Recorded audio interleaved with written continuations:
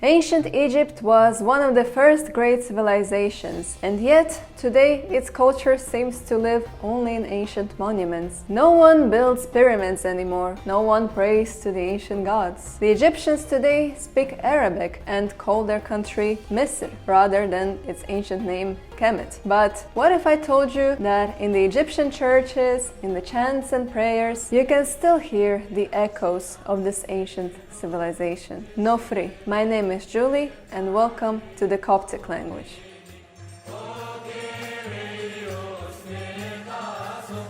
Coptic is the final stage of the Egyptian language, the world's longest continually spoken language with a 4,000-year history. I already explored the first 3,000 years of this 4,000-year journey in my video on ancient Egyptian, which was essentially part 1 of this Egyptian language series. So this is part 2. If you love languages, if you love learning languages, learning about languages, you're just crazy about them, you want to know everything about all of them, this channel is for you, so definitely subscribe. So why dedicate an entire video to the last 1,000 years of Egyptian? Why not split into more equal parts? What makes Coptic so special? Linguistically, a more logical division would be Old and Middle Egyptian in one video and Late Egyptian, Demotic and Coptic in the second, since these stages are structurally more similar with each other. But what exactly are Old, Middle, Late Egyptian and Demotic? Well, if you're asking yourself that question, you definitely need to watch part 1. But just to recap, assuming you watched it, Old Egyptian, Old Kingdom and the pyramids, Middle Egyptian, Middle Kingdom and the literally hieroglyphic language, Late Egyptian was the New Kingdom and Imperial Egypt, and Demotic was the Late Kingdom under foreign rule, when the language was written in a cursive script that looked radically different and far more simplified than the carved hieroglyphs on temple walls. But returning to Coptic, why is it so special to warrant its own video? Well, because pre-Coptic Egyptian looked like this, but Coptic looks like this. And because pre-Coptic Egyptian culture looked like this, but Coptic culture looks like this. Coptic language represents an entirely different culture and transmits different meanings. So for me, it only made sense to make the split here. Let's explore these dramatic transformations of Egyptian culture and the rise and fall of the last iteration of this ancient language. Okay, so first let's sort out the names, because there are simply too many of them here. Egypt, Copt, Kemet, Misr. Egypt and Copt actually come from the same origins. The Greek name of Egypt, Aegyptos, derived from the ancient name of Memphis, House of Ptah. This name passed through Latin into English, becoming Egypt, the name of the country. But the same Aegyptos was also adopted by Arab speakers as Copt to refer to Egyptian Christians. So this name was later reintroduced into English as Copt and Coptic. Misr, on the other hand, is the Arabic name of Egypt, and it is a Semitic name meaning something like border. This name is encountered even in Akkadian and Hebrew, and that's how Egyptians call their country today. Kemet was the ancient Egyptian name of Egypt, meaning something black, probably a reference to the fertile black soil of the Nile Delta. The Copts kept this original name. They call their country Kemet and their language Mentremen Kemet, literally speech of Egyptians. By the 2nd century CE, hieroglyphic and demotic texts had largely dropped out of use, but in early 4th century CE, the Egyptian language reappears again in writing, in a script that looked nothing like the previous script, but everything like Greek. So to begin our history of Coptic, let's start with the history of Greek presence in Egypt. Greek merchants and mercenaries began migrating into Egypt from the 7th century BC BC, but it wasn't until Alexander the Great's conquests in 1332 BC that Egypt truly entered the Greek world. Greek became the language of the court and the elite, the language of science and philosophical debate. It remained so throughout Roman rule and beyond, until the arrival of Islam in the 7th century. That's 1,000 years of influence, though Greek had little interference with Demotic, apart from a small amount of loanwords for things and phenomena that couldn't exist in Egyptian, like snow, Chion. But Coptic is different. It's not just the script that resembles Greek, but the vocabulary as well. Around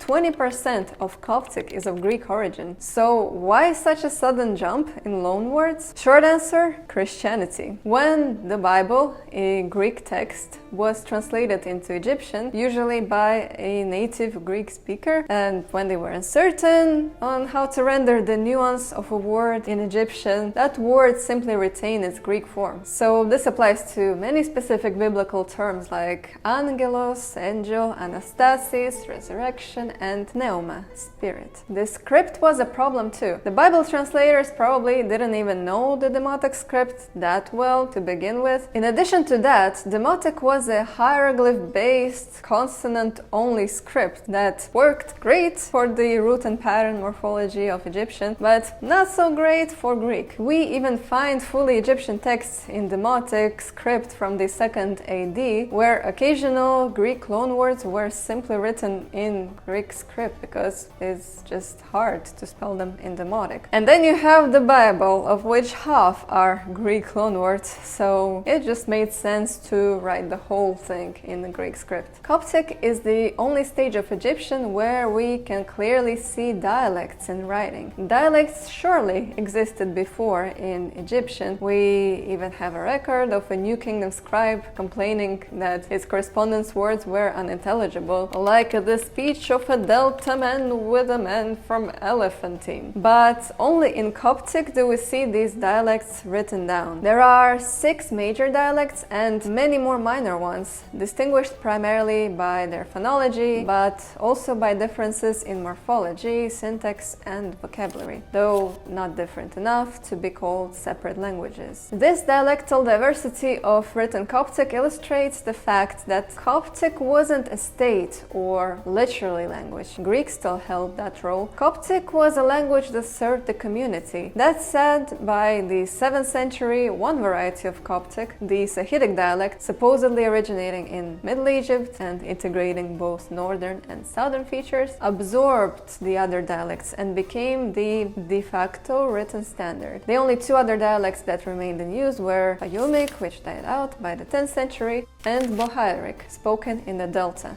More than 90% of surviving Coptic manuscripts are in Sahidic. The texts produced were mostly religious in nature, and because they were meant to serve the community, they weren't particularly literary or complex, with the exception of Shenuti's work. He was the most prolific Coptic author. He was an abbot who lived in the 4th and 5th centuries, and he produced texts that stylistically replicated those of Greek philosophers. In the 7th century, Egypt was conquered by Arabs, and this changed everything. Arabic became the language of the elites and education, replacing Greek, as well as the language of Egyptians who converted to Islam. Between the 11th and 13th century, we see translations of Coptic texts into Arabic, a clear sign that the language was slowly falling out of use. Arabic became the language of trade and intercultural exchange, even for Christians, as it allowed communication and debate with churches throughout the Middle East. The 13th and 14th centuries are actually known as the golden age of Egyptian Christian literature in Arabic. Arabic became the language of choice for educated Copts, and new texts stopped being produced in Coptic. The latest known Sahidic inscription is at Deir an-Bahadra, near Aswan, dated to 1404 CE. And like Demotic, 1,000 years before, the last inscription was carved into stone of a monastery, though the spoken language may have persisted into the 17th century. Interestingly, the demise of Sahidic led to the rise of Bohairic, the dialect of the Patriarchate of Alexandria. Bohairic remained in use in the Coptic Church to this day, so the Coptic you hear in churches today is actually Bohairic.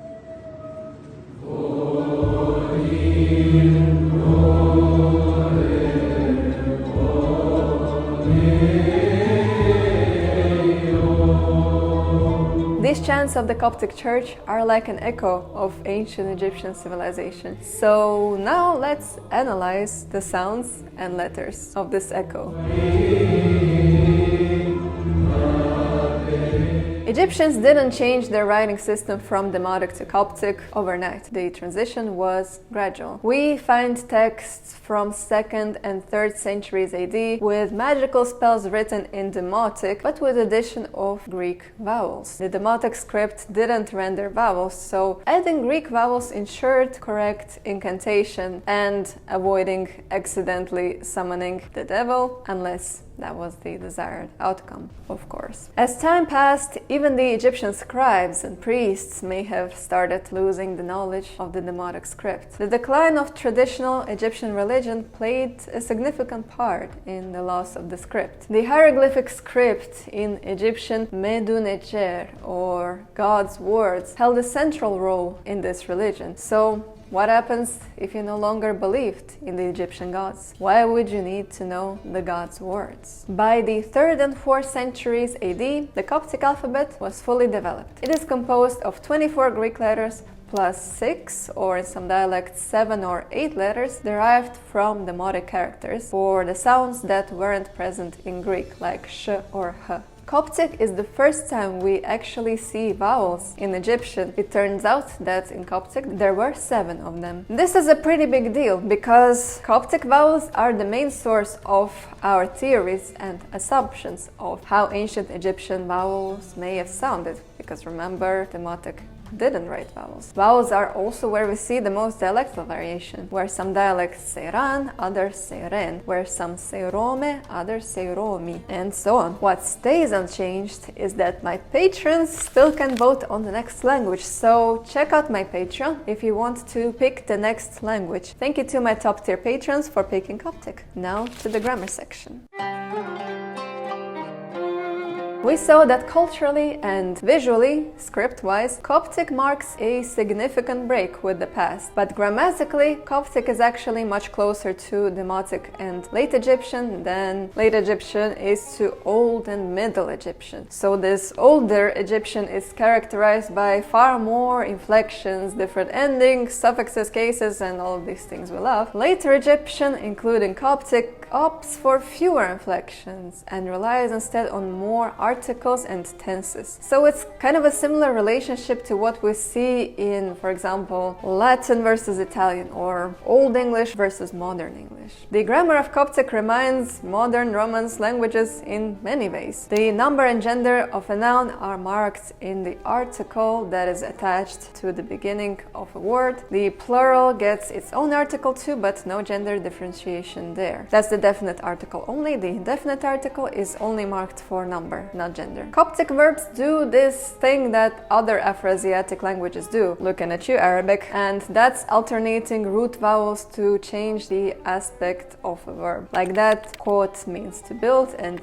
ket means is built. Verbs then conjugate very simply. They basically don't change form. I built tikot, he builds fkot. So just a prefix added to indicate person and number. What Coptic lacks in complexity, it compensates with quantity, thus arriving at complexity again. With more than 15 tenses, that includes things like 3 different future tenses for virtually any life situation. For example, there is a second present that indicates a circumstantial action. Conveniently, these tenses are also indicated by very straightforward prefixes. He built in the past, afkot. He will build in the future, fnakot. Ancient Egyptian heritage lives on, even though the language is not spoken by the Egyptians in everyday life. We see this heritage even in the English language. Words like adobe, ammonia,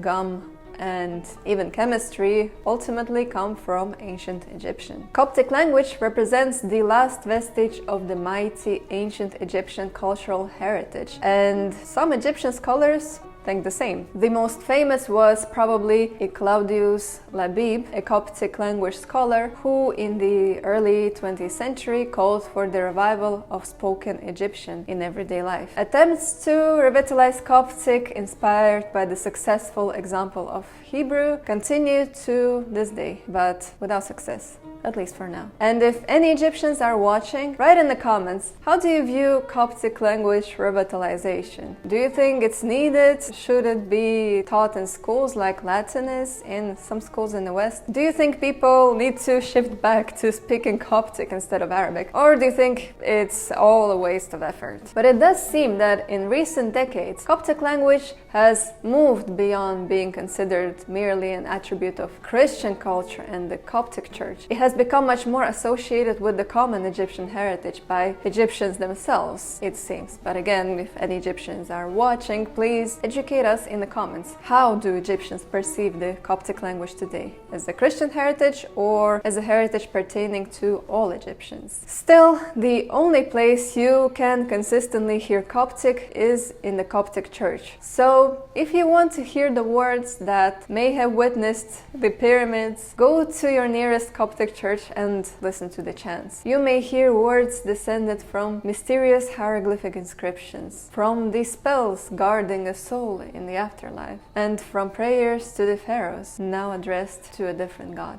The last echo of the ancient Egyptian language. Thank you so much for watching, and see you in our next exploration.